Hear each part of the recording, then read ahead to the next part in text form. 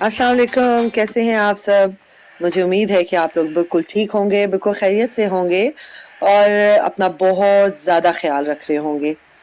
और ये मैंने इसलिए कहा क्योंकि ज़ाहिर है अब लॉकडाउन को थोड़ा-सा उन्होंने ईज़ कर दिया है उसमें।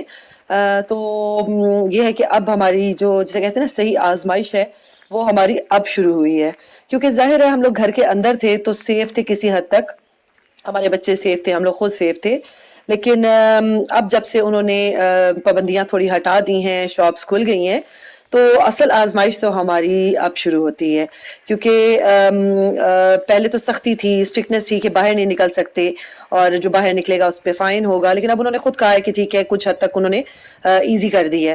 तो बस मैं अभी कल परसों एक फ़ेसबुक पे एक देख रही थी, ऐसे ही स्क्रॉल कर रही थी, तो एक मुझे पिक्चर नज़र आई और मैं थोड़ी देर के लिए मैंने सोचा शायद पुरानी कोई पिक्चर है, लेकिन फिर मैंने देखा तो लेडीज़ ने ना फेस मास्क पहने हुए थे और खाड़ी के बाहर वो रश था इतना ज़्यादा कि 2 मीटर्स का जो सोशल डिस्टेंसिंग है सब उसको भूले हुए थे। आई डोंट नो कि वो कहाँ की थी, किस सिटी की थी, लेकिन बहरहाल तो बात ये है कि देखें गवर्नमेंट ने हमें खुद कहा, कभी ऐसा हुआ है कि हमारे बच्चों को हमने छुट्टी करवाई हो, मतलब जब भी हमने करवाई होती है तो हमारी एब्सेंट मार्क होती है या फिर फाइन लगाते हैं वो।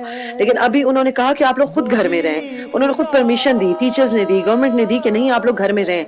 वो इसलिए क्योंकि हमारी सेफ्टी के लिए था सब। और अब जो है वो अगर लॉकडाउन उन्होंने ख़त्म कर दिया है किसी हद तक, तो हमें ये नहीं सोचना चाहिए कि हम जेल में थे और जेल से हमें रिहाई मिली है और अब हम जो चाहें वो कर सकते हैं।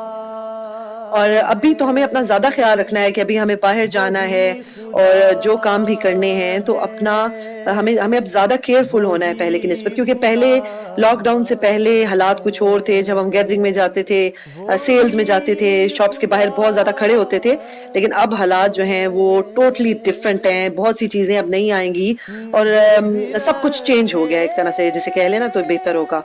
तो अब जो है वो हमें अपना, अपने बच्चों का, अपनी फैमिली का बहुत ज़्यादा ख़्याल रखना है। और जहाँ तक देखें ईद की बात है, ईद का मतलब है हाथ मिलाना, गले मिलना। अब जबकि हम इस सोशल डिस्टेंसिंग की वजह से यही नहीं कर पाते, तो फिर तो ईद का मकसद एक तरह से ख़त्म हो ही जाता है। और अगर नए कपड़ों की बात है तो कोई बात नहीं, अगर नए कपड़े हमने ना पहने तो क्या हो गया, जान है तो जहान है। और इंशाअल्लाह ताला बड़ी ईद पे पहन लेंगे, बड़ी ईद पे भी ना पहन सके तो इंशाअल्लाह ज़िंदगी रही तो अगले साल पहन लेंगे। लेकिन अभी जो है अगर हम इस तरह से बाहर निकलते हैं, और मुझे पता है कि मेरी बहनें इतनी समझदार हैं कि उन्होंने घरों में उन्होंने ऐसा रखा होता है जो वो ज़रूर पहन सकती हैं। तो बस ये है कि अपना ख़्याल रखें, बहुत ज़्यादा ख़्याल रखें, क्योंकि ख़्याल रखना बहुत ज़रूरी है। कहीं जाना और किसी को अपनी वजह से तकलीफ़ देना या किसी की वजह से तकलीफ़ दे के अपने घर में आना वो भी सही नहीं है। तो आज जो है वो मैं बना रही हूँ बहुत हेल्थी से ये चॉकलेट मिल्क शेक, तो इसकी रेसिपी करती हूँ आपके साथ शेयर।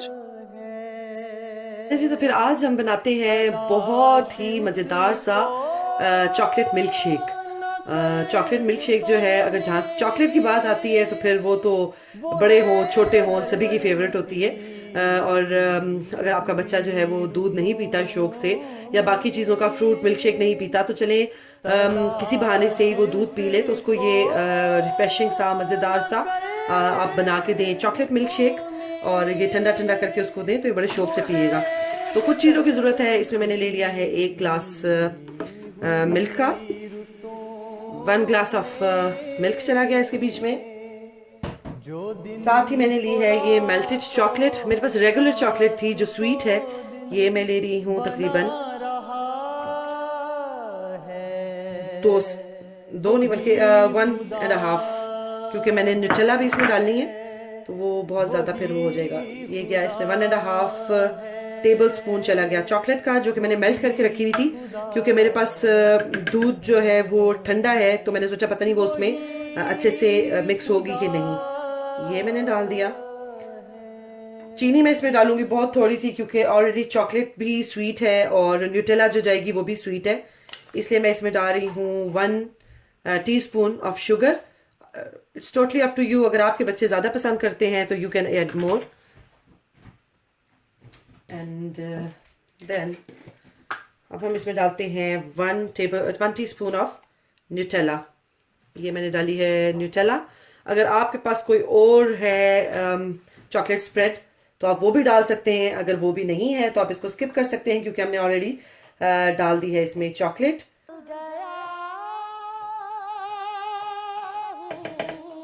ये गया।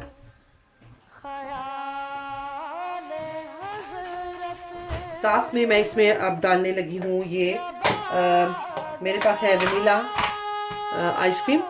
ये मैं डालूंगी 2 स्कूप।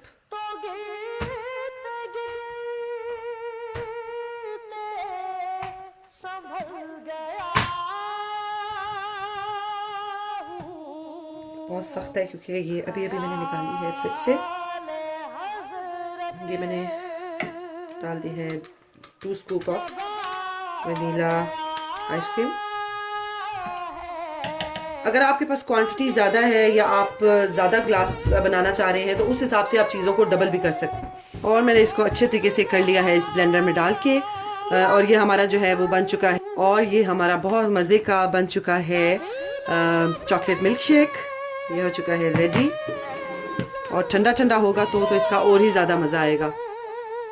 आज डालते हैं हम ये अपने इस कप में।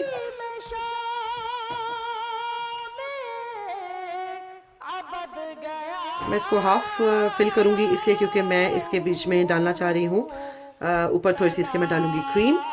जो फ्रेश क्रीम है वो मैंने अभी विप करके रखी है। अगर आप लोग देखना चाहते हैं कि फ्रेश क्रीम कैसी बनती है तो मैं डिस्क्रिप्शन में लिंक दे दूंगी, आप वहाँ जाके चेक कर सकते हैं, क्योंकि मैंने एक दफ़ा मैं पहले भी वो बना चुकी हूँ। अगर आपको फिर भी समझ नहीं आती तो मैं दोबारा भी बना के आपको दिखा सकती हूँ। तो चले डालते हैं फ्रेश क्रीम इसके ऊपर।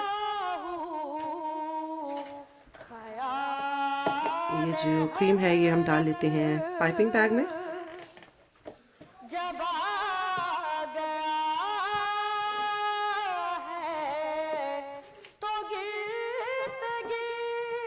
क्रीम बनाने के बाद मैंने इसको रख दिया था कुछ देर के लिए फ्रिज में, ताकि ये प्रॉपर ठंडी रहे, क्योंकि जितनी ठंडी होगी उतना ही अच्छा वर्क करेगी।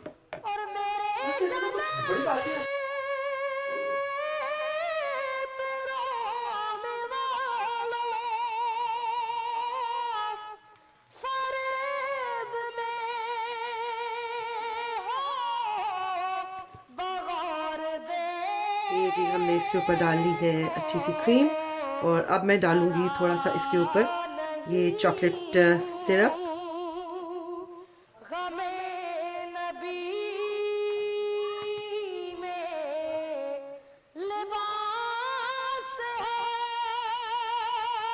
चॉकलेट सॉस आपकी अपनी चॉइस है कि आप जितनी डालना चाहते हैं।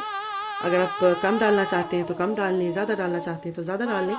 उसके बाद ये मेरे पास हैं चॉकलेट स्प्रिंकल्स, मैं ये डालूंगी थोड़े से बिल्कुल ऊपर। और ये हो गया है हमारा बहुत ही मज़े का ठंडा ठंडा सा चॉकलेट मिल्क शेक रेडी। ये देखिए।